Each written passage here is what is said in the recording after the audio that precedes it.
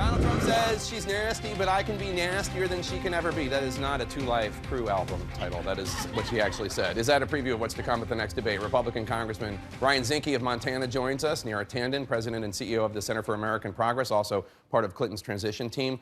Rachel Campos Duffy is with us. She's spokeswoman for the Libra Initiative. And CNN political commentator Van Jones is here with us.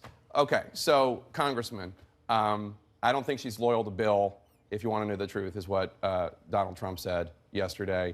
You heard Mayor Giuliani try to talk about other things that call into question Secretary Clinton, things that Donald Trump did not say.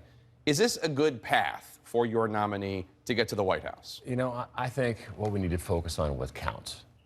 Economy, national security, get back to what's happened when we've created vacuums around the world.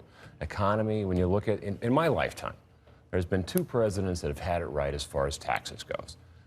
John F. Kennedy and Ronald Reagan. Mm-hmm. Both of them looked at a plan that said we have to lower taxes and to raise taxes, as an example. Let's talk about that. Is it whether you're raising taxes on the individuals or small businesses or corporations, it means the same thing, less jobs. So this sounds like to me like a no. You don't think you should be talking about Hillary Clinton's I think marriage. we need to prioritize what we're going to talk about. America's ready for change in the right direction. Rachel, stage an intervention with your nominee. What do you think he should be talking about? Well, he should be talking about the issues, but let's not forget, I mean, there was some footage that was leaked this week of Michelle Obama, who was just as ferocious during the primary with Barack Obama. Where she said, she wasn't. wait a minute. She said, you can't go into the White House if you can't take care of your own house. It's very clear what she was talking about. But it's a dangerous road for him to take because a woman going against a woman, and if he tries to do this at the debate, it could be treacherous for him because he has to handle it very carefully. But he's right to go after her if she tries to pull the war on women on him. Ben. Well, but he's not right to just make up stuff and lie. I mean, it does. First of all, I think that you've seen. No, I didn't say that comment was true. I'm just saying this is all in the context of infidelity and who's an enabler and who's. I mean, it's a bad topic, but it's a good topic for Donald Trump. No, it's not a good topic. But if she brings the war on women to him, he's got to push back on some level. Or maybe he could just stick with his strategy. And here's the problem that you have: when you're the president of the United States, guess what? Sometimes somebody might say something mean about you. You can't then tear up your playbook and go on a week-long rant and tear tweeting in the middle of the night. What happened to him was he was doing well. He was doing frighteningly well. I was terrified 10 days ago that this guy was going to be able to be disciplined. Hillary Clinton, in 15 minutes, said 2 or 3 things and threw him off his game, and he has not been able to recover since the debate. That's what's going on. And that's dangerous for the country. I think the reality, and just to go off what Van said, I think the reality is that we are in day 6 of the meltdown. Day 6 of the meltdown. He had a terrible debate performance. Everyone sees that. He sees the state polls moving towards Hillary.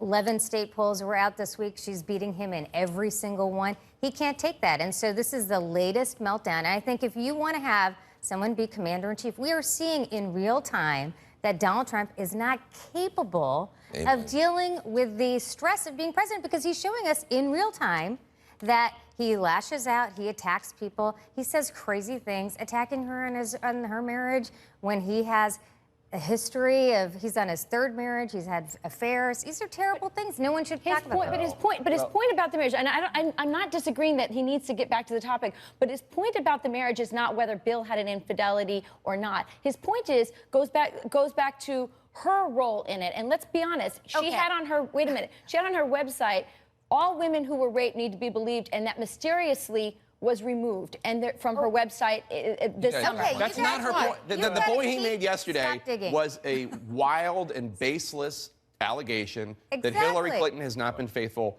to Bill. Congressman, is that what your nomination? You want him to win. I do. And what's important to me, and I think what's important to America is this, is that national security, law and order, you look at what's happening overseas. Let's focus this election about America.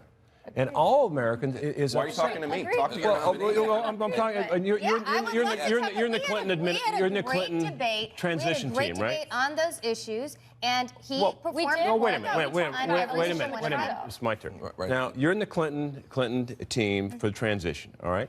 I'm in no team. I'm in America's team, and I spent my life fighting over there so it wouldn't come here. So I think as America, we need to focus on making sure we deal with the problems overseas, deal with an economy here, so we can make sure we Speaking have of the economy, can I say this? Well, wait a minute. So we can afford to make sure we keep a strong military, afford to keep the promises we made. This is what this election is about. Status quo. You should run for president of the United States as a Republican because you sound great and your candidate doesn't. Well, I'd say what I mean, but we need as an American, status quo is not working for anybody. Let's just let Van have the last word in this block.